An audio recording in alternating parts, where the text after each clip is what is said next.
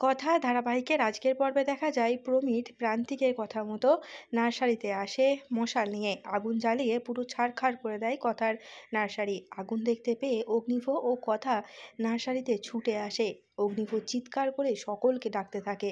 কথা তো খুবই ভেঙে পড়েছে, ভীষণভাবে সে কান্নাকাটি করতে থাকে। ছোটকা, অঙ্কিত, প্রত্যয় সকলেই জল ছিটিয়ে নার্সারির আগুন বোঝানোর চেষ্টা করে। তখন অগ্নিভ প্র্যাটিকে বলে কেউ একজন মশার হাতে করে ওদিকে চলে যাচ্ছে, ওকে ধরার চেষ্টা কর। কথার চোখ যায় মাটির ওপরে থাকা জুতোর ছাপটার দিকে। দেখে বুঝতে পারে এই জুতোর ছাপটা সে সমুদ্রেও লক্ষ্য করেছে। কথা ভাবে তাহলে কি এই সব সমস্তটাই কাকতালীয়। পরের দিন কথা একজনকে ফোন করে যেখানে কবিরাজি ঔষধ তৈরি করা হয়। সেখান থেকেই কথা টনিকের জন্য সমস্ত ছাল, গাছের পাতা ও গাছের ডাল সংগ্রহ করা হবে। ঠাম্মি অগ্নিভকে বলে সামনেই তো শিবরাত্রি, আমি চাইছি জগৎব্রহ্মপুরে আমরা সকলেই একসঙ্গে যাব।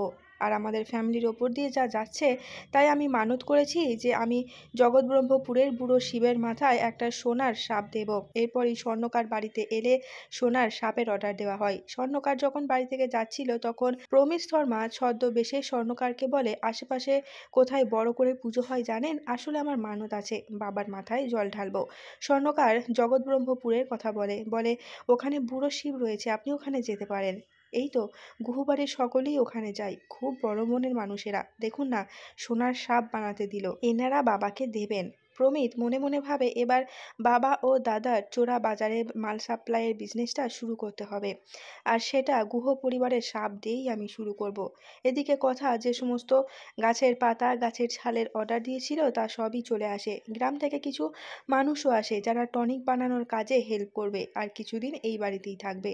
জোর কদমে কাজ শুরু করা হয়। কথা সকলের হাতে হাতে হেল্প করতে থাকে। এর মধ্যেই স্বর্ণকার সাপটা বানিয়ে নিয়ে চলে আসে। কর্তা দিদা এরপর কথাকে বলে বাড়ির বড় নাতবউ হিসাবে বাড়ির কল্যাণের জন্য আমি তোমার হাতে এই সাপটা তুলে দিলাম, তুমি বাবার মাথায় পরিয়ে দিও। অন্যদিকে প্রমিতের কাছেও খবরটা পৌঁছে যায়। প্রমিত কাউকে একটা ফোন করে সাপের দাম পর্যন্ত ঠিক করে ফেলে যে 5 কোটিতে হিরে বসানো সোনার সাপ সে বিক্রি করবে। গুহবাড়ির এবার সকলেই পুজো দিতে এখানে চলে আসে। কর্তা দিদা বলে এখানে এলেই মনটা যেন খুব ভালো হয়ে যায়। ছোটকা কথাকে বলে কথা তুমি কিন্তু খুব সাবধানে থেকো, অগ্নিভ তুই কথার সাথেই থাকিস, এখানকার অভিজ্ঞতা তো খুব একটা ভালো নাই। কথার মনে পড়ে যায় গত বছরের কথা, বলে ওসব কথা বলো না ছোটকা, যা হবে ভালোই হবে, আমার ওপর অনেক বড় একটা দায়িত্ব আছে।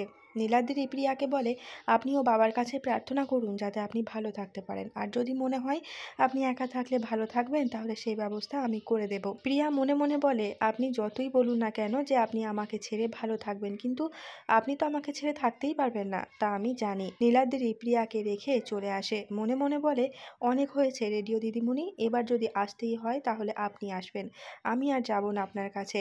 ঠাকুরমশাই কর্তা দিদাকে বলে এবার পুজো শুরু হবে, তাই তো অগ্নিভ কথাকে খুব সাবধানে নিয়ে যায় যাতে কোনো বিপদ না হয়। আগামী পর্বে দেখা যায় প্রমিত ছদ্মবেশে কোনো একটা চোরাই মাল বিক্রি করার কথা বলছিল। পাশ থেকে সবটাই শুনে ফেলে কথা, তার কাছে সবটাই পরিষ্কার হয়ে যায়। কথা বলে প্রমিত তাহলে আমার সন্দেহটাই ঠিক ছিল। আর এখানেই শেষ হয় আজকের পর্বটি। যদি এমনই বিভিন্ন ধারাবাহিকের আপডেট সবার আগে জানতে চান তাহলে চ্যানেলটিকে সাবস্ক্রাইব করে সঙ্গে থাকবেন। দেখা হচ্ছে খুব শীঘ্র নতুন কোনো একটা পর্বের সঙ্গে।